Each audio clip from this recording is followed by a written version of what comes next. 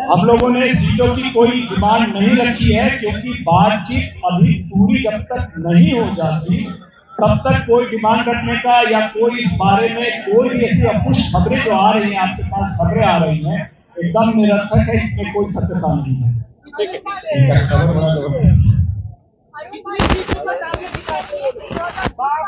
तो पता है कि कमान जो है वो राहुल गांधी के हाथ में ही है, लेकिन जितनी बार वो प्रयास करते हैं उतनी ही बार और पीछे रह जाते हैं। इसीलिए राहुल गांधी सिर्फ कांग्रेस के लिए ही नहीं, दलितों के लिए, पिछड़ों के लिए और बहुजनों के लिए भी राहु है, राहु।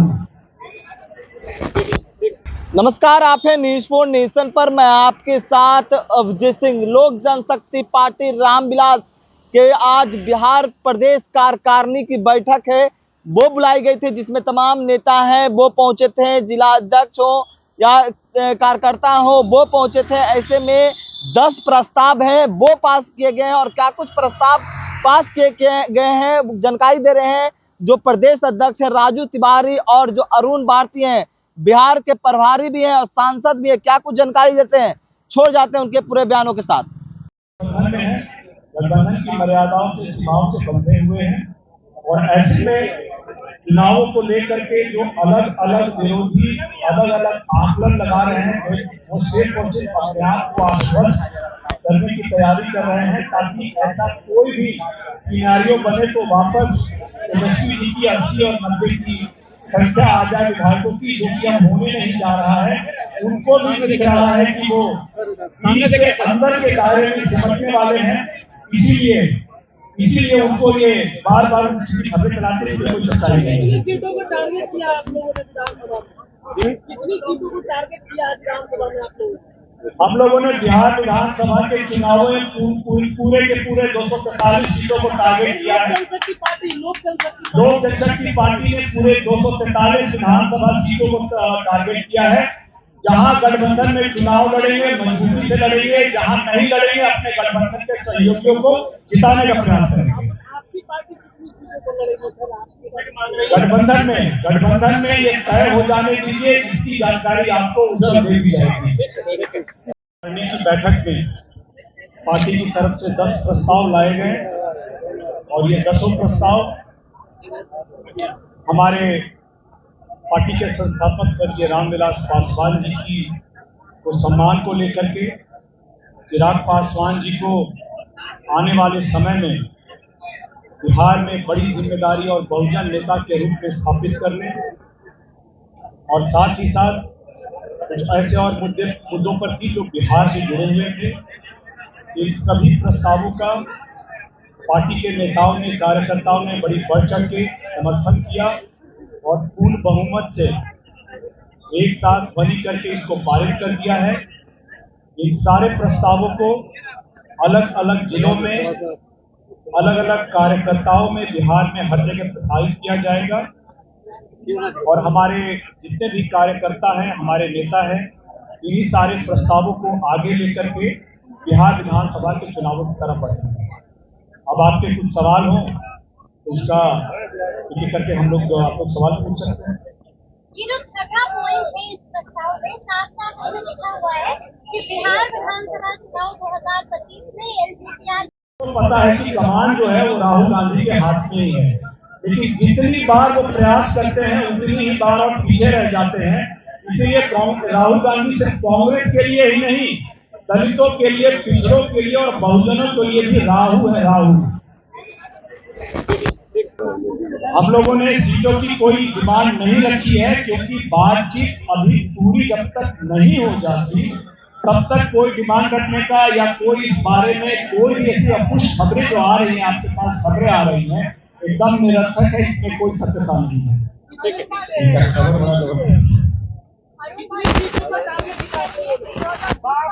मतलब है कि हम लोग गठबंधन में हैं, गठबंधन की मर्यादाओं और सीमाओं में हैं।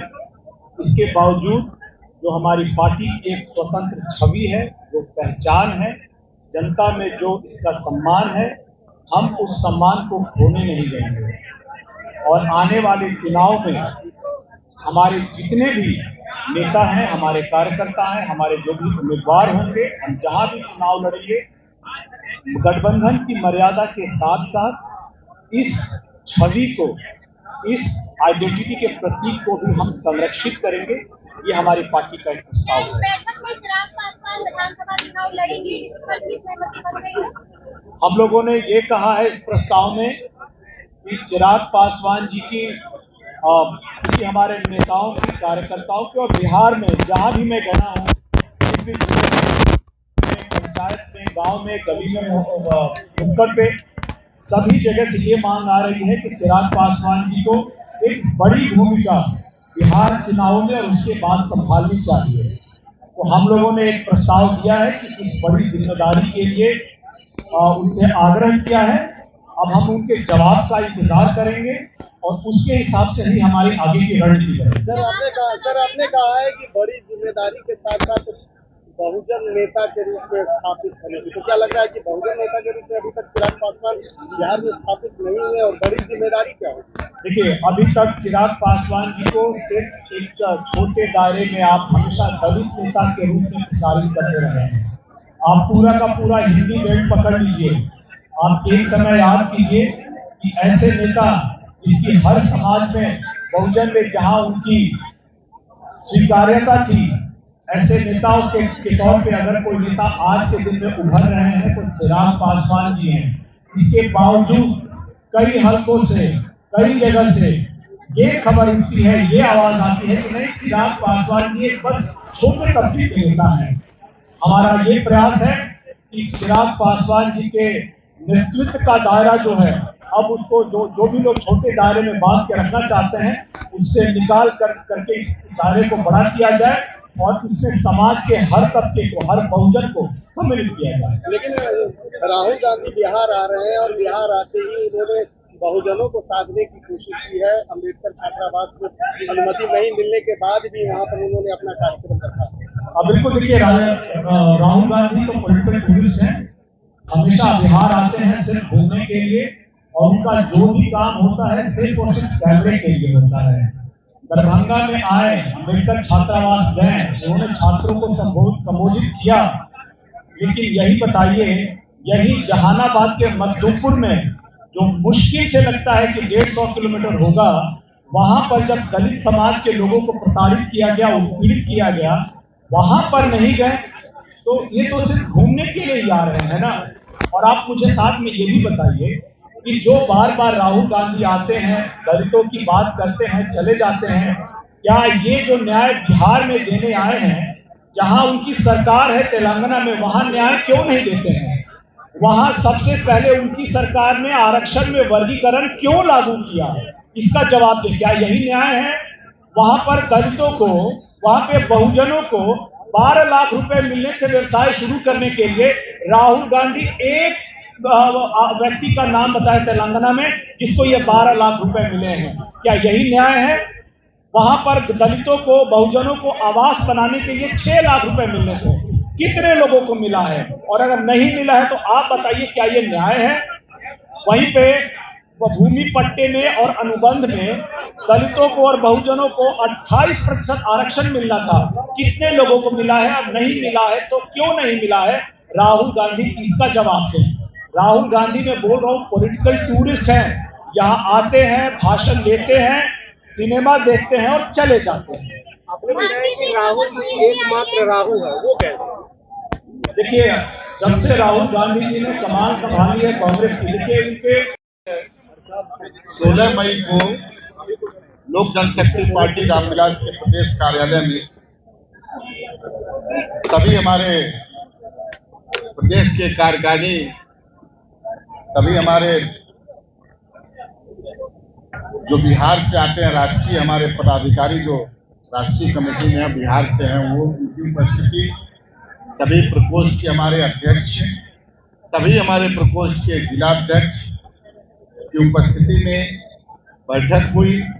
उसमें 10 प्रस्ताव पार्टी के द्वारा लाया गया, जिसमें गरीब और पिछड़े वर्गों के सामाजिक आर्थिक अधिकारों की रक्षा, भारत की सशस्त्र सेनाओं को सम्मान और समर्थन, वामपंथी अराजकता का विरोध, बहुजन भील समाज में बड़े नेता के रूप में राष्ट्रीय अध्यक्ष एवं केंद्रीय मंत्री चिराग पासवान जी की सक्रिय भागीदारी और भविष्य की जिम्मेदारी बहुजन भीम संकल्प समागम बिहार विधानसभा चुनाव 2025 की स्वतंत्र पहचान के साथ भागीदारी, गया में अंतर्राष्ट्रीय हवाई अड्डे का नाम भगवान बुद्ध अंतर्राष्ट्रीय हवाई अड्डे का करना, निजी क्षेत्र में नौकरियों में आरक्षण का प्रावधान, श्रद्धेय पद्म भूषण स्वर्गीय रामविलास पासवान जी का मरणोपरांत भारत रत्न देने की मांग, स्वर्गीय रामविलास पासवान जी की प्रतिमा लोकसभा में तैलचित्र लगाने की 10 मांग पार्टी द्वारा लाई गई। पार्टी के हमारे सभी जो सम्मानित नेता यहाँ थे, सबने उसका समर्थन किया है और यही आज का मुख्य विषय है। और भी हमारे प्रभारी बिहार के अरुण भारती जी, हमारे गुलास पांडे जी, संसदीय बोर्ड के हमारे प्रदेश के प्रधान महासचिव संजय पासवान जी, बहुत सारे सम्मानित हमारे नेता, झारखंड से भी हमारे माननीय विधायक आज हम लोग के अतिथि हैं भी आए हैं। तो ये मूलतः इससे हुई और भी कार्यकर्ताओं ने, नेताओं ने अपनी बात को रखा और लगभग ये मीटिंग 11 बजे से चालू है। अब हम आप लोगों को ज़्यादा टाइम नहीं देते हुए अपने प्रभारी को से मैं आग्रह करता हूं कि आपकी बात को जवाब और कुछ अपनी बात को रखने के लिए